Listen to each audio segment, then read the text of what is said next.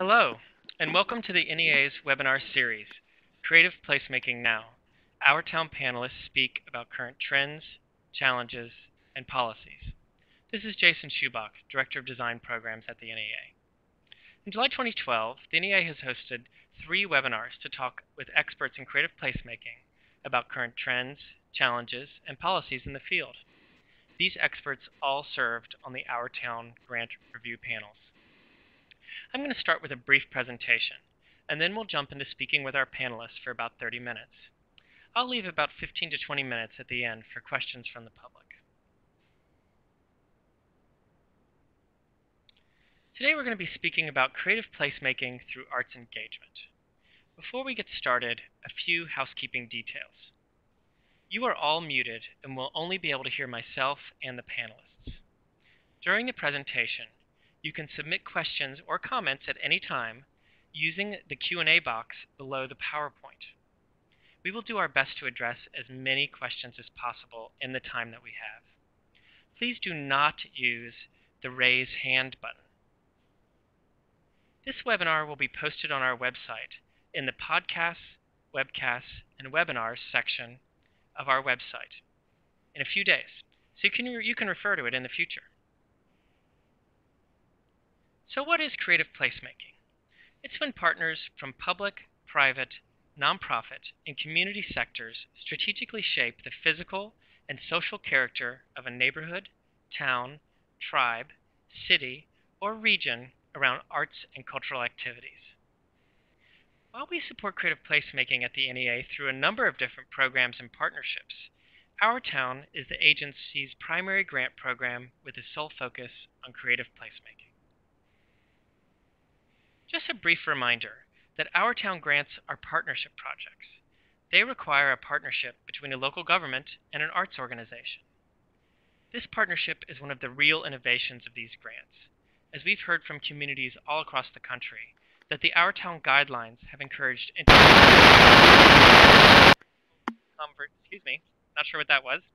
interesting and fruitful conversations at the local level. In 2011, the first round of Our Town grants funded 51 projects in 34 states. Most of these projects are deep into their work, and we look forward to getting their final reports over the next 6 months or so to begin program evaluation. In FY12, after receiving 317 applications, we're funding 80 grants for just under $5 million in 44 states plus DC. In the first 2 years, we funded all 50 states plus the District of Columbia, with communities doing creative placemaking from the edge of Alaska to the tip of Florida. I'm going to briefly now run through some statistics about this year's Our Town grants. Let's look at some population data. Here's how the grants break down by community size. You'll note there's a mix of all sizes of communities. Including the 2 required leads, this year's Our Town grants have 566 partners. That's an incredible number and represent the depth and strength of the partnerships they have in their communities. Of these partners, 192 are arts organizations, 44 are local arts agencies, and 4 are state arts agencies. When we break down those 192 arts organization partners, you can see that we have all disciplines in the grants, with theater, museums, visual arts, and multidisciplinary performing and visual arts organizations having a large presence. I know you're all asking yourself, who are those other 362 partners on the grants? Well, it's a wide variety of nonprofit organizations, educational institutions at all levels, government agencies from the local, state, and federal level, including the military, private enterprises, and other organizations like BIDS, chambers of commerce, and private philanthropy. The diversity of this list is both amazing and exciting to us. Look at all the different types of organizations who are now contributing to arts projects in their communities. And finally, let's look at some project types. You'll note that public art and the design of facilities and public space is popular among grantees. But there's also a large number of engagement projects. That's what we're going to talk about today. Arts programming, festivals, and performances, for example. Based on our experience last year, we decided to do the panel process a bit differently and break the grants into 3 panels. First, we held a non-metro panel. This panel included applications received from non-metropolitan communities with projects in arts engagement, design, and cultural planning. Next, we held a design and cultural planning panel, which reviewed projects from metropolitan communities that are developing the local support systems and places necessary for creative placemaking to succeed. And lastly, we held an arts engagement panel, reviewing projects from metropolitan communities where artistic production is the primary method of creative placemaking. The arts engagement panel reviewed around 100 projects from metropolitan communities. These projects included artistic programming that fosters interaction among community members, arts organizations, and artists, or artistic practices that use existing cultural and community assets. Festivals and public art commissions fall into this category. We're giving 27 grants to these communities from all across the country. We're funding projects like the Union County Arts Center and Rahway, New Jersey's Arts Park Project, a series of creative performances and community engagement activities. This grant will build off the arrival of 7 new performance groups, including the American Repertory Ballet, Nai Ni Chin Dance Company, Strange Dog Theater Company, and the World Beatbox Association, and others to do programming not only in a new theater in town, but all over the community. In Denver, the Arts Collective Redline, the City of Denver, and 7 additional organizations will collaborate on a village environment, a project with the city's sustainability park that involves the creation of public sculptures that will produce renewable energy.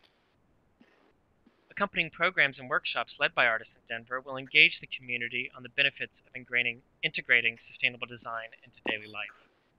We're also funding projects like performances in underused spaces in Long Beach, California, and Washington, D.C., the engagement of artists in commercial districts and empty storefronts in Phoenix, Arizona, Stone Mountain, Georgia, Mount Rainier, Maryland, and Fitchburg, Massachusetts, community-based public art projects in Fernley, Nevada, Sioux Falls, South Dakota, and Buffalo, New York, and also festivals and community engagement in Missoula, Montana, Miami, Florida, and Tulsa, Oklahoma, and much, much more.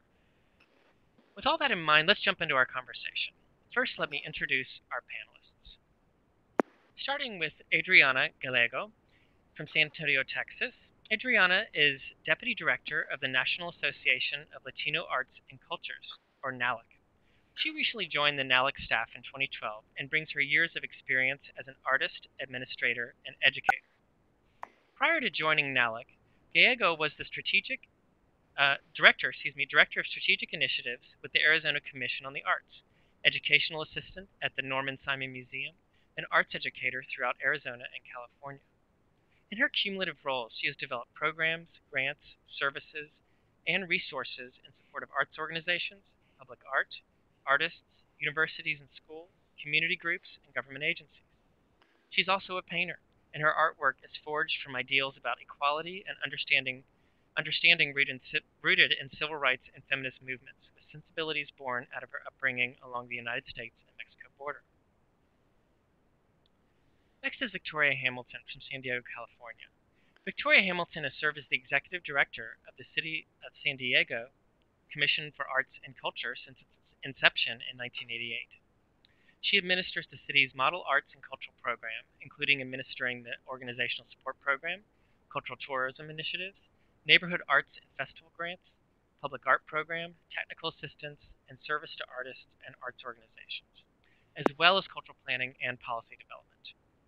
She was appointed President of the United States Urban Arts Federation in 2006 and 2007, and has served on the Executive Committee for the American for the Arts as President of the California Confederation of the Arts, Chair of the California Assembly of Local Arts Agencies, and one of California's Arts Council's Arts Marketing Institute Fellows in 2004.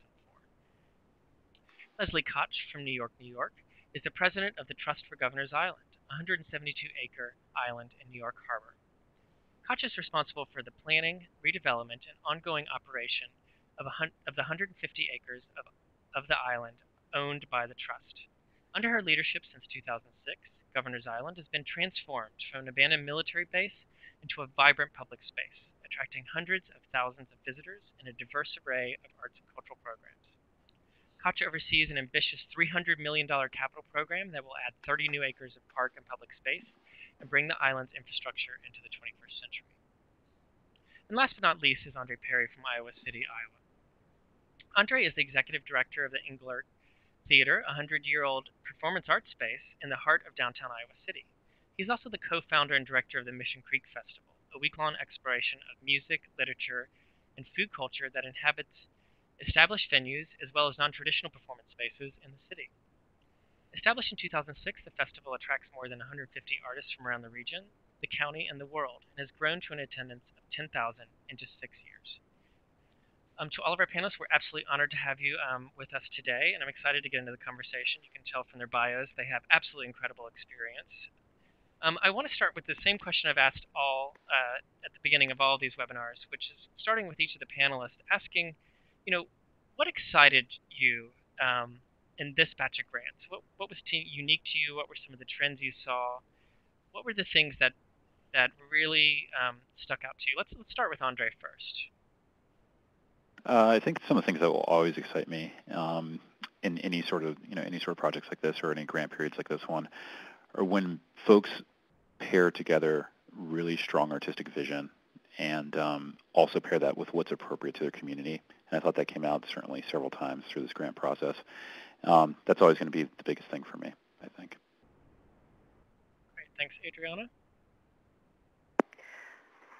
I think that's relative to each community, and I was especially encouraged by the way that different communities responded to an immediate, tangible need and arrived at a proposed solution in a creative way, whether it was mobilizing youth and capitalizing on their own experiences to activate the youth as change makers and not just beneficiaries, or activating a social civic space whereby formerly incarcerated persons contribute to a long-term vision for the production and sustainability of art in the public realm. Leslie?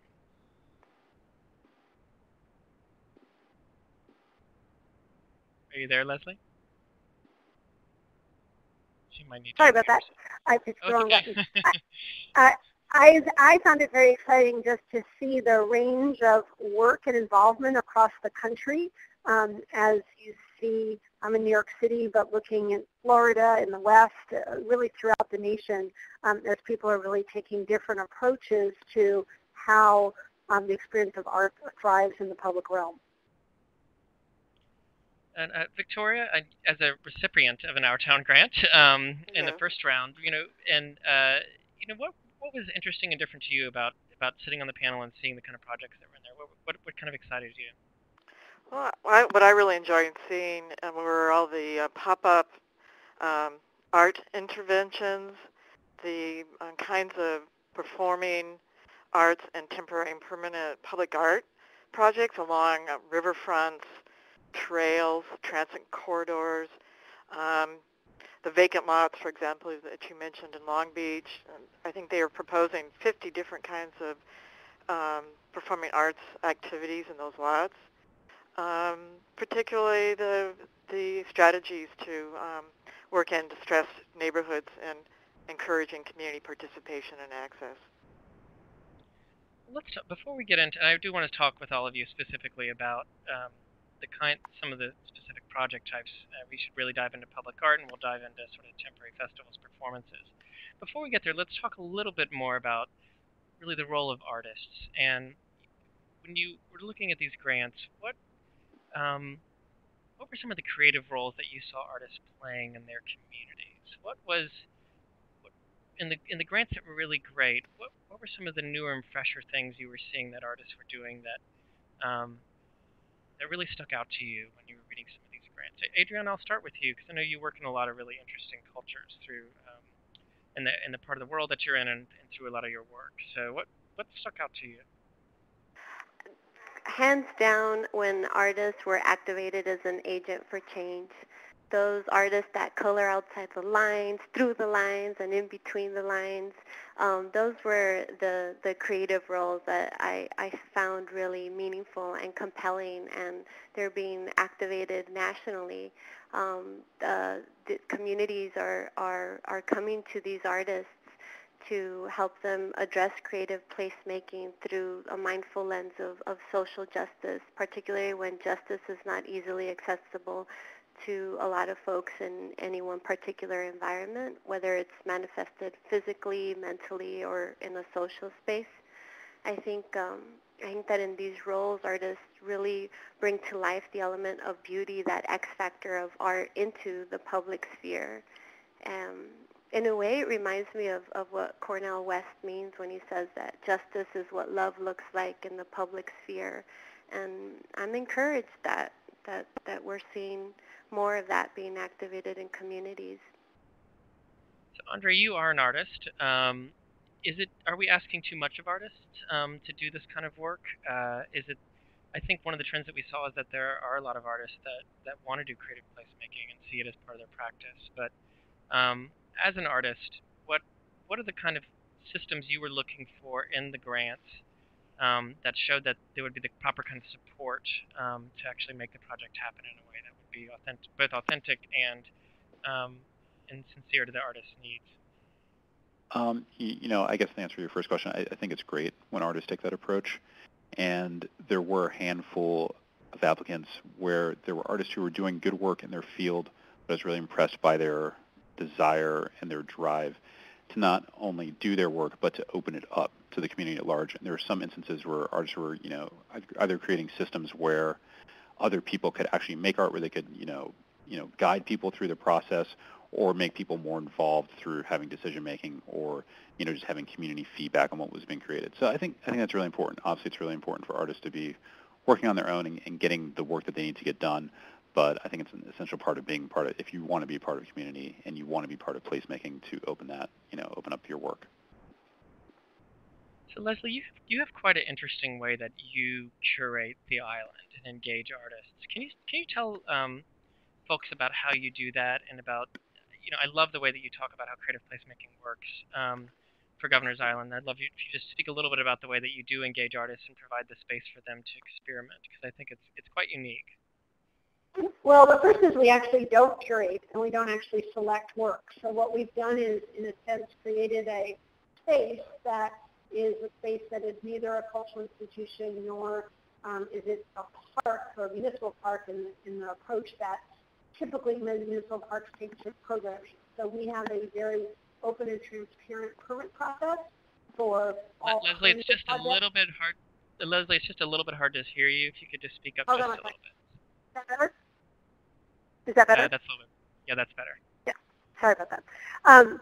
So we actually don't curate, and we deliberately don't curate or select the projects that take place during our season, which is weekends from the end of May until the end of September.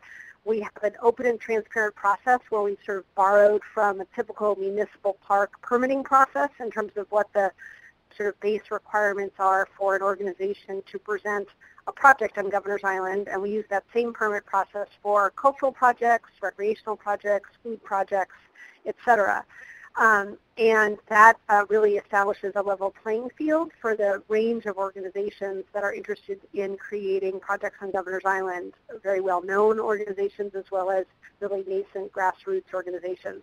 But we don't get involved in that selection process, but we really welcome those organizations. And so we don't use the word partner because we don't fund those projects, but we really work in a spirit of collaboration on the logistics of creating a project, whether it's a visual arts exhibition or a food festival, whatever that is. But we actually don't have any curators on staff, and we deliberately don't curate or select because we're very excited about the sort of juxtaposition of many projects that happen at once, that almost all of them are free and open to the public.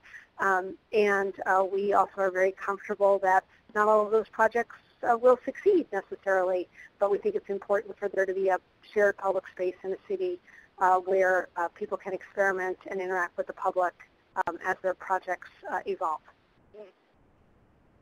That's great. Thank you. Victoria, we were jumping in now here talking a little bit about temporary festivals and temporary performances. There's lots of festivals out there. There's lots of performances out there. What made something stick out to you when you were reading these grants, that it was it was more than just greater than your average bear, greater than your average festival, that this was really a special livability project for a community. We get that question a lot about, when is something really an Our Town project versus just a regular old festival? And so, when you were reviewing the grants, were you looking for? What were those unique elements that made you think, wow, this is really something that's worthy of funding? Yeah, for me, it was when the actual proposals and the artist involvement were authentic to that particular community, and that those things, those values that are important to those communities resonate. Whether it would be in nature or, again, maybe along a river front, something that is very special to a particular community. Thanks. Adriana, I'll ask you that same question. When you were looking at the ones that involve performances or festivals, what made it stick out to you that it really was a livability project, that it was about being part of that broader civic vision? What were the things you were looking for? I think that it has a lot to do with the way that they were engaging their immediate community and how they were responding to their community's needs, that it was a real-time need that was being addressed. It wasn't something that was, it wasn't part of the season per se, but it was actually something new. There was a curiosity in the proposal. They weren't just proposing a solution, but they were asking a question. Andre, do you want to jump in here too on this one, since Sure. you're a festival doer yourself? I'll echo Victoria. I think it's really important that it's authentic to the community. It's got to be something that is not just a festival for festival's sake, but it's really asking a question, answering a question, and just engaging that particular community in a way that is special. In order to be, I think, appropriate for these kinds of grants, this kind of grant. Leslie, I want to talk to you a little bit about, there were some interesting proposals that were about sort of doing art in unexpected places.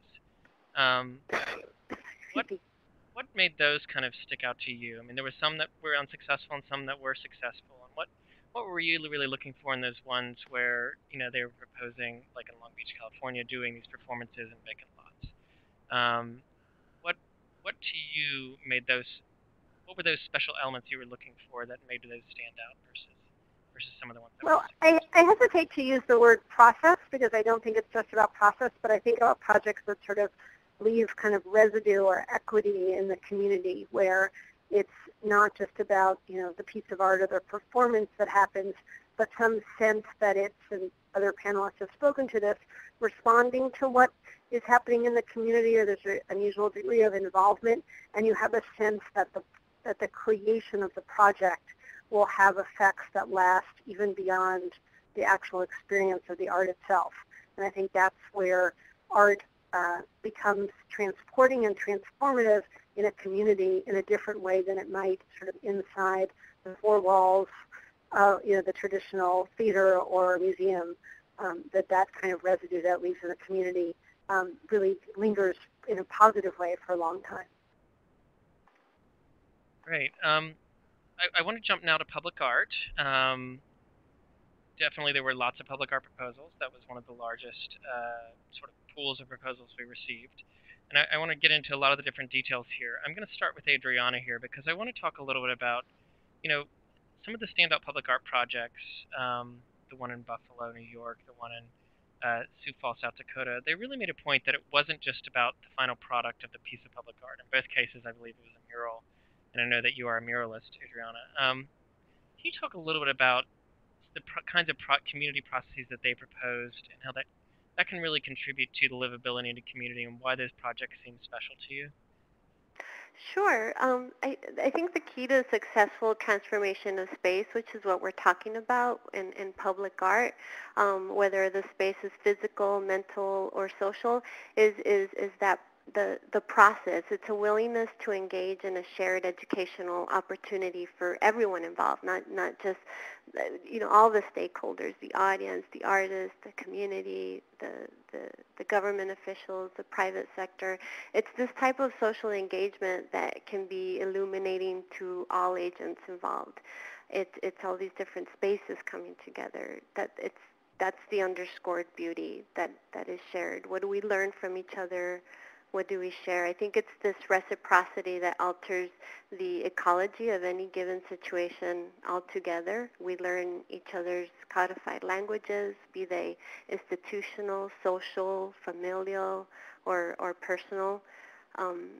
At its core, this very process indicates the difference between a dream and a vision. It's how a dreamer becomes a visionary, actually being able to see something take shape all the way through. It takes professional skills and lived experiences from all sides to contribute to the transformation of a dream into a vision. And I think it's that process that is at the core of what public art can be at its best.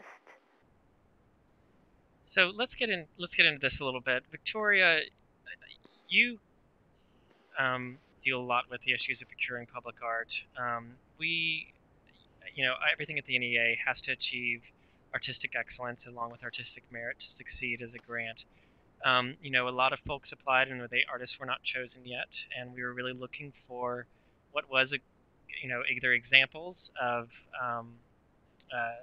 previous public art they had done or aspirational art that they had done, or really a good process that they would have in place. But Victoria, tell us a little bit about how you deal with this on the local level as being the government person there, and how you really do achieve artistic excellence through public art, and also the flip side of that is what you were looking for in the applications that would guarantee to you that this would actually not only be a great piece of public art, but something that would have a livability impact. So I want to hear from you a lot on this, Victoria, since you're kind of our local government expert. So you asked me a process person. Yeah.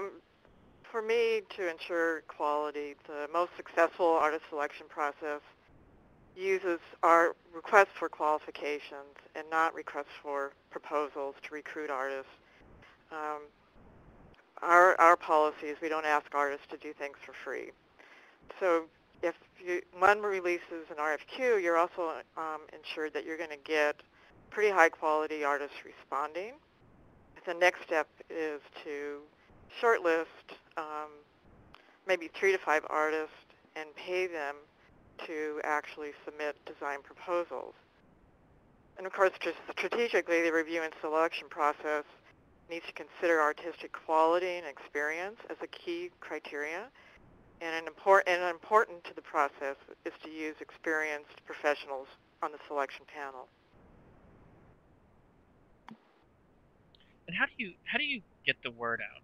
We had a lot of communities ask us, how do we distribute the list? The RFQ to make sure that we'll get the right kinds of artists replying. What kind of systems do you use in San Diego to do that? Well, first of all, we always go to the Public Art Network. Americans for the Arts has a great network where they get the word out to artists. Every day, 3 or 5 RFQs pop up in my emails informing me of what's going on around the country in terms of public art projects.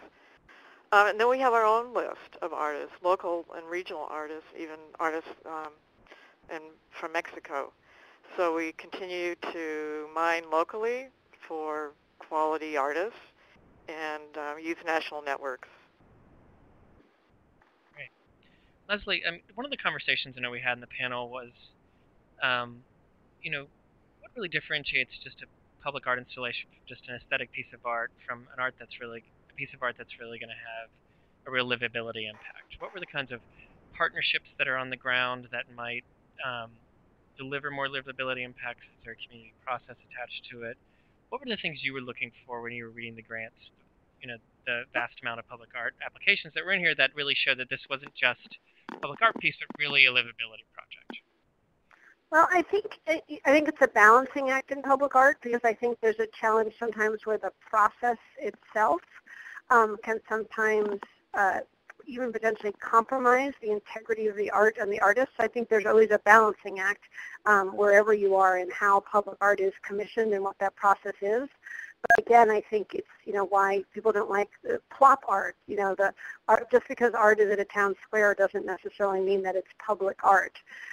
Or if you have a sense that, there's a small group of people within a community who have a passion about a particular artist, that's a lovely initiative, but it doesn't necessarily resonate for the community. So I think an artist that's really willing to explore what effect is that work of art and the process of creating that work of art going to have on the surrounding community, and is there a sense really of a conversation that's taking place that enables the artist to really pursue what they're creating without compromising it, but at the same time really respond to what's happening in that context. And again, I always think about sort of the multiplier effect. So if a work of art is created, whether it's three-dimensional or another media, kind of what's the residue from that piece, either on sort of how people walk on that street the next year, remembering that that piece was there, or that they remember how it was discussed in the community. I think that sort of appropriate balance of creativity and artistic integrity with process is really what creates successful projects that, as you said, address livability, are not just pieces that are in the town square.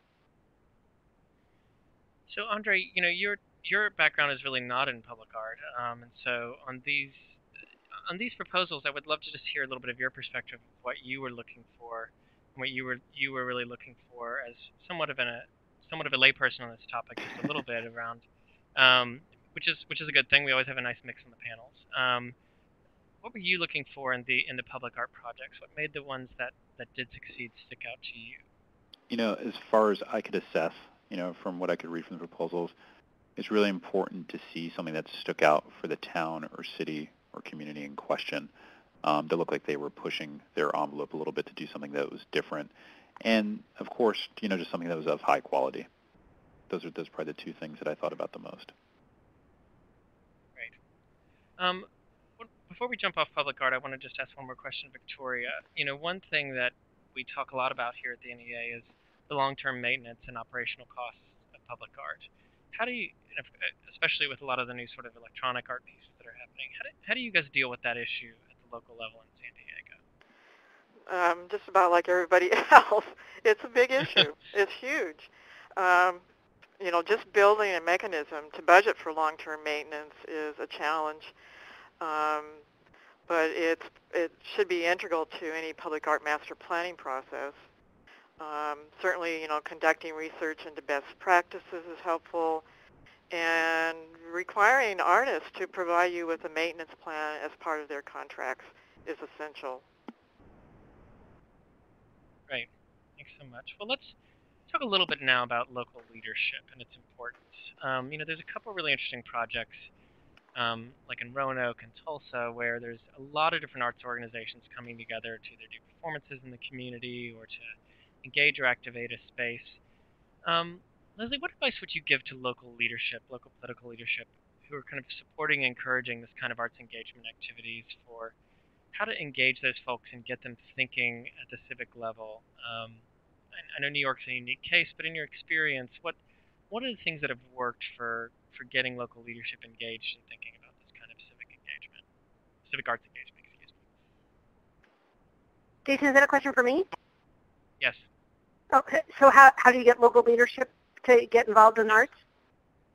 You were out a little bit. Yes. You faded out a little bit. Oh, sorry, yes. That's okay. Yes, that's the question. Well, obviously, I work on an island, so it's a very unusual set of circumstances in terms of our encouragement of the arts. And New York has such a fertile sort of, I call it an ecosystem for the arts, people at all levels, whether they are working full-time in the arts or not. So there's the consciousness of culture in New York City as an economic driver and as really part of shaping the character of our individual neighborhoods as well as the city as a whole is really a very rich place to be a place that stages art, sort of in the context of the larger city. But I think that what people are responding to in our case is this notion that art has become approachable, and that both for the leaders, civic leaders, as well as leaders of arts organizations, that there's this space in the middle of New York City on an island where the public feels that they can converse with artists, where they can serendipitously experience the arts, and that it's not happening in a sort of separate space, a space that people think sometimes requires admission.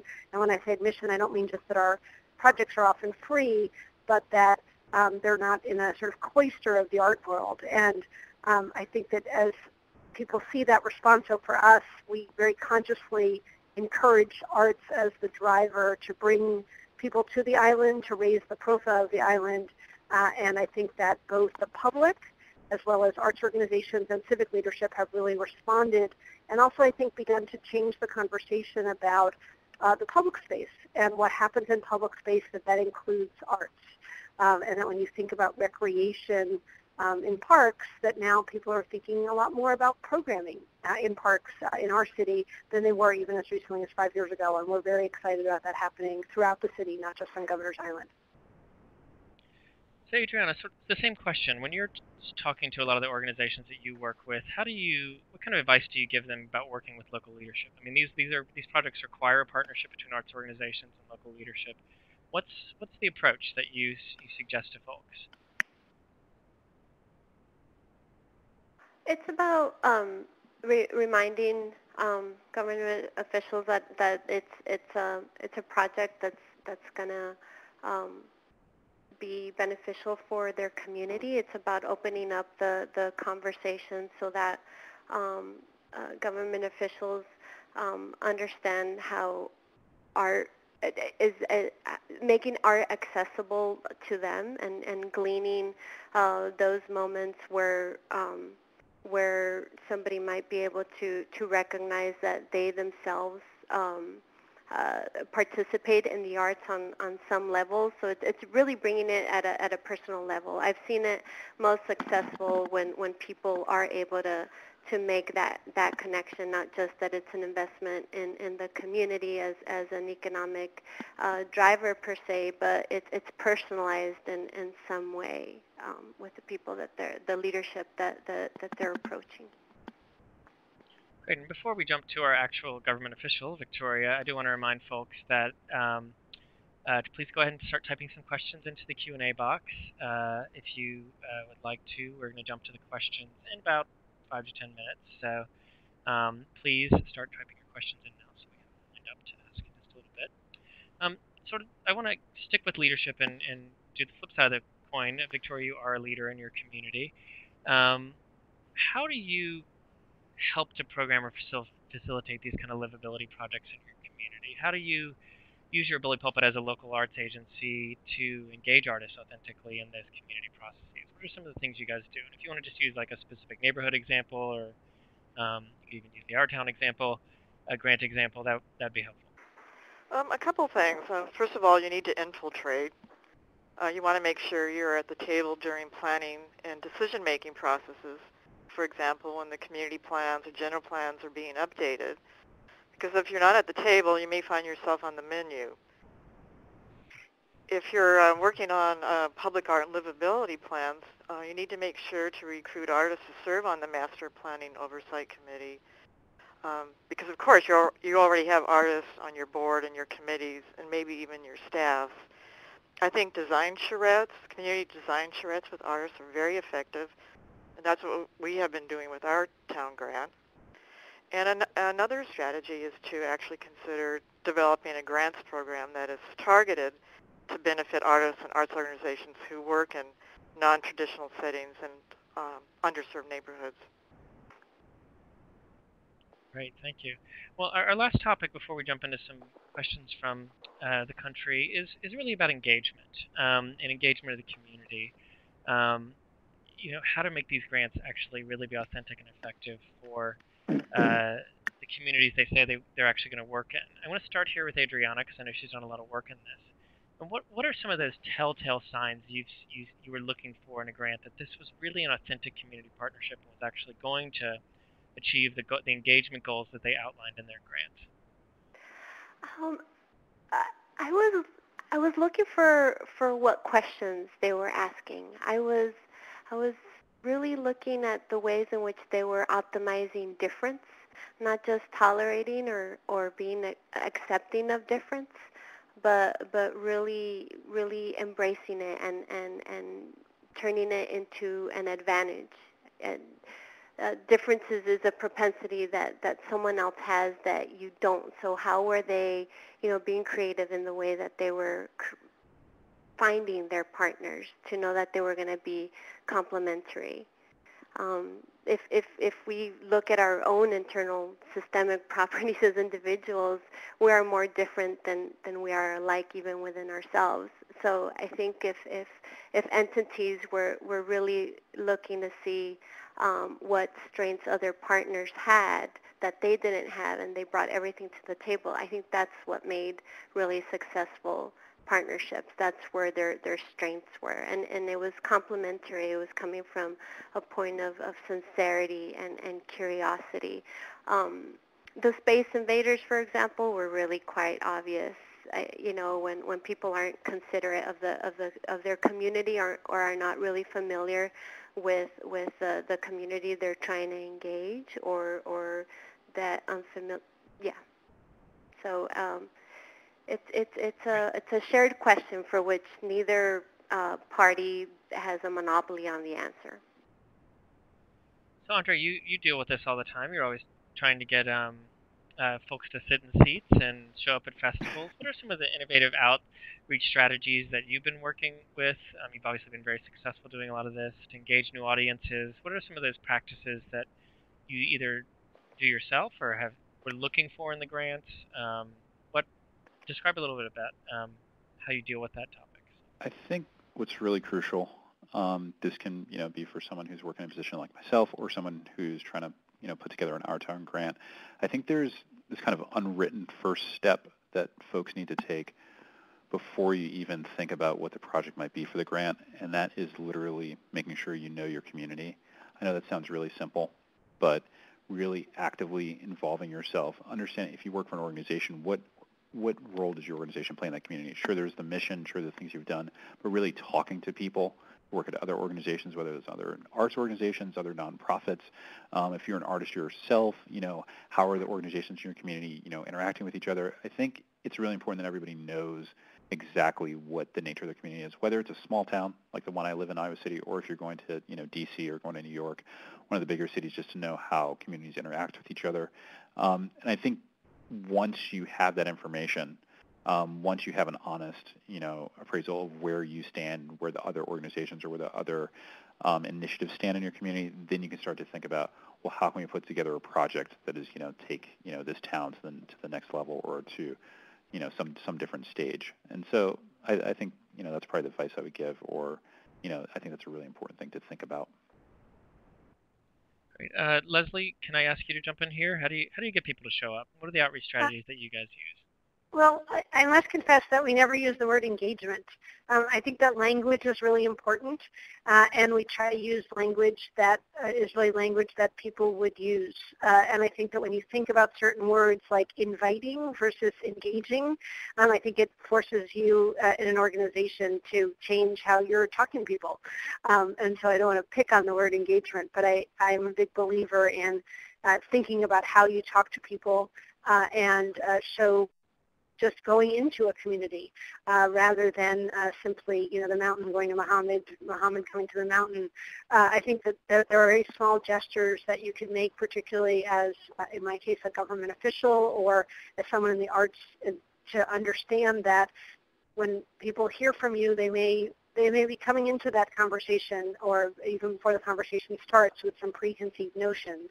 And it's, I think, very important to make sure that you are speaking in terms that people understand and use with each other, and that in some cases you actually go out there and talk to people, and it's amazing what the response is, rather than expecting people to sort of show up and respond in a frame or location or vocabulary that you might be more familiar with in your setting, in my case, for example, as a government official.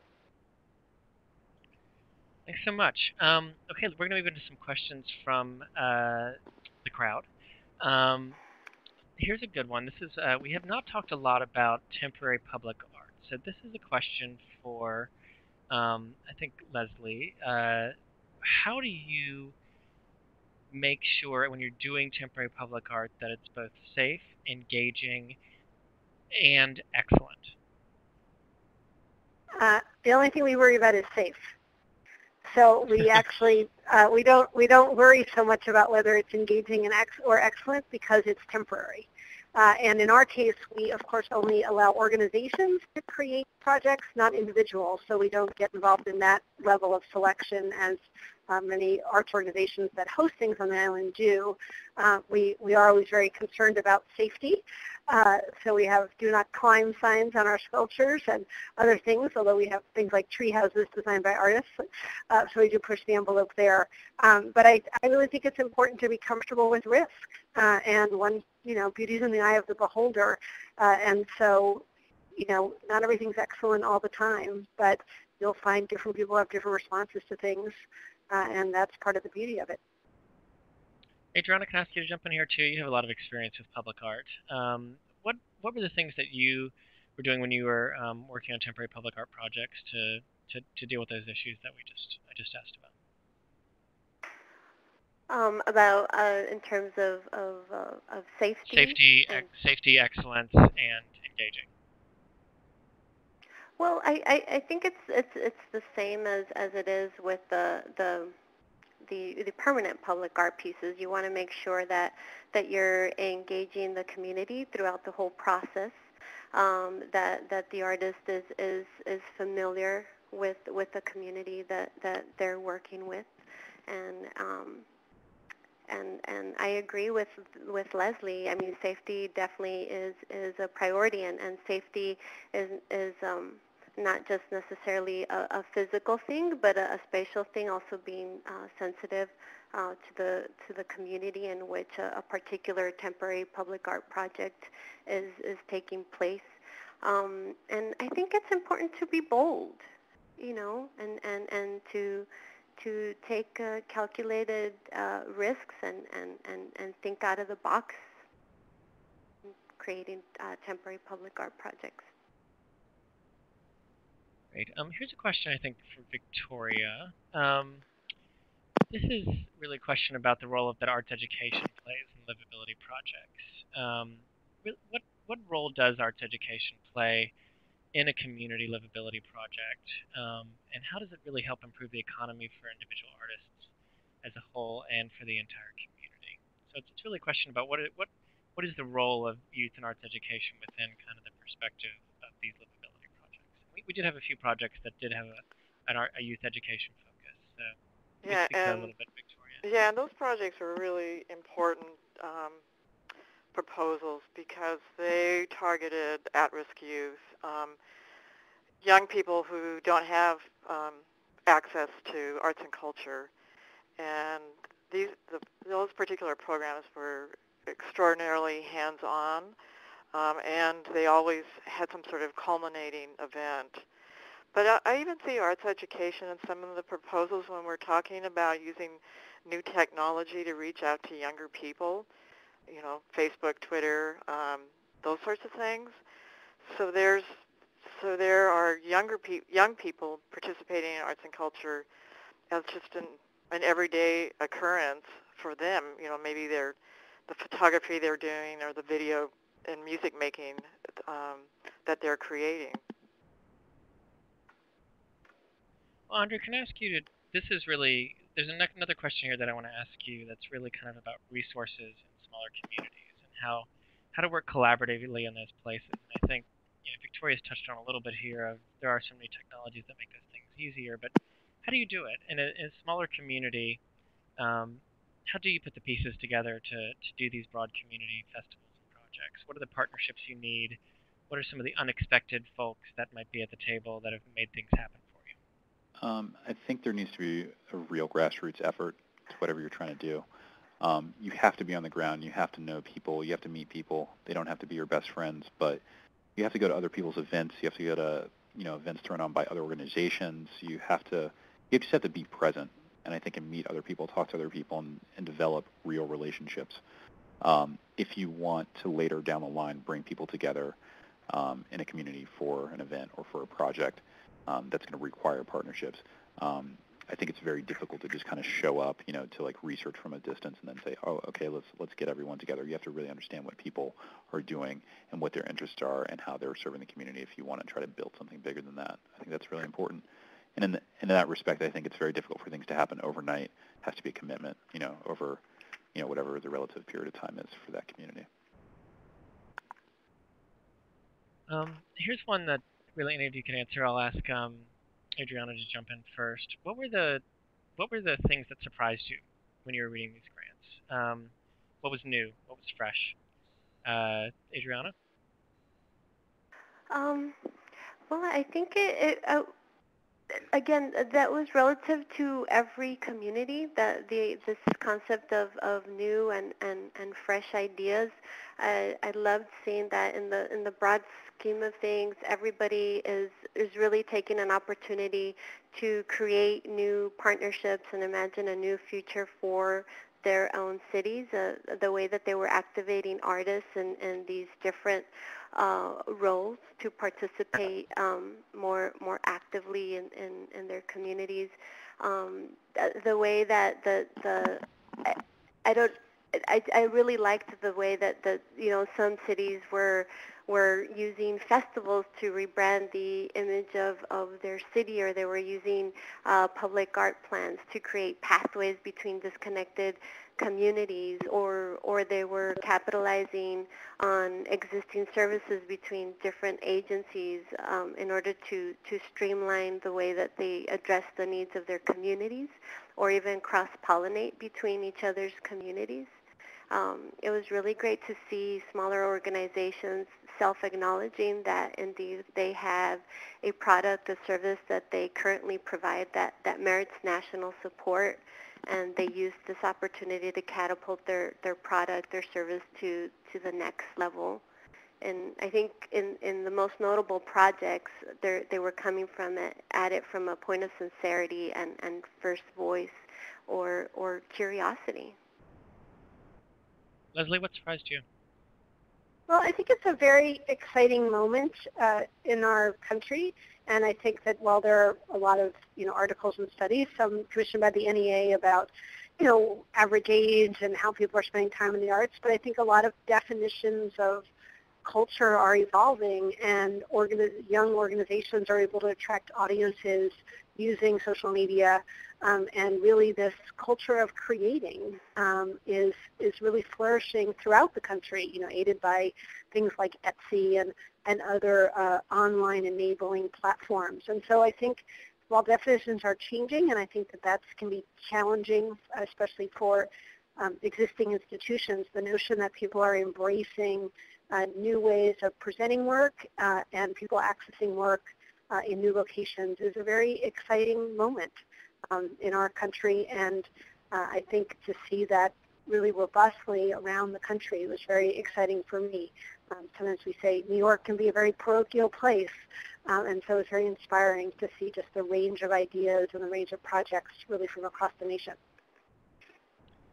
Great. Well, we're running a little bit short on time, so I want to offer each of you a chance to have some parting words. What advice do you have for folks? I mean, a lot of people are going to listen to this once it's posted as a way to prepare for their Our Town project in their community. So, what advice would you give communities who want to pursue arts engagement activities that fit into a broad civic vision? Or what advice do you have for those folks that are going to be listening in and want to do these kind of projects? I'll start with Andre. Yeah, I know that it's probably repeating myself a little bit, but I'll say I think it's really important to know your community, to develop a project that makes a lot of sense for where you are and for the partnerships that are available in the area that, you're living in, to not just come up with a project just for the sake of coming up with a project because there might be funding for it. It's got to be something that's real. And if it's real, then you can go from there and, make a great application. But I think you need that kernel first. And then in order to get to that kernel, you need to know exactly, the parameters and just kind of what's happening in your community and how and what your place is in it. Great. Thank you. Victoria? Sure. if you're not a public arts council, I think you need to make sure that you're communicating with the local government, especially the mayor's office, to develop a shared vision.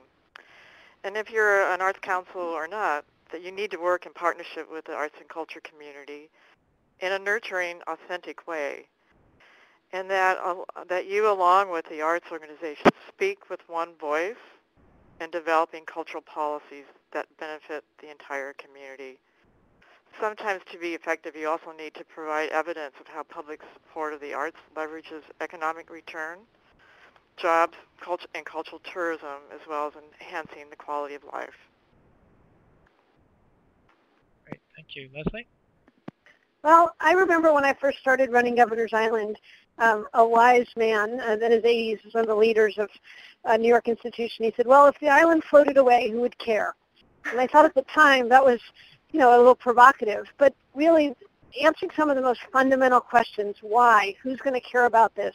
If it didn't happen, would it matter? I know that sounds really obvious, but I think that we all have to ask ourselves sometimes, does this project really matter to the people who live here? And really, almost if we don't do it, what would the effect be? Because it is those fundamentals, and it is public money, and those really principled questions, I think, sometimes enable all of us. I'm both a grant seeker and had the privilege of sitting on a panel of really asking those fundamental questions. And we've taken an abandoned island, right, and turned it into a place that people care about now. And so now, 5 years later, I can answer that man and say, people actually would care if this floated away. And I couldn't answer that question 5 years ago. I know it sounds obvious, but that's what I try to remind myself every day in everything we do, whether or not it's seeking grant support. Great, Adriana, last word. I think people would be surprised where they will find creative muscle for their projects if they ask themselves whose voices and knowledges are missing at the table. I think that could answer a lot of questions, especially if one entity doesn't have all the answers. And be bold, ask questions.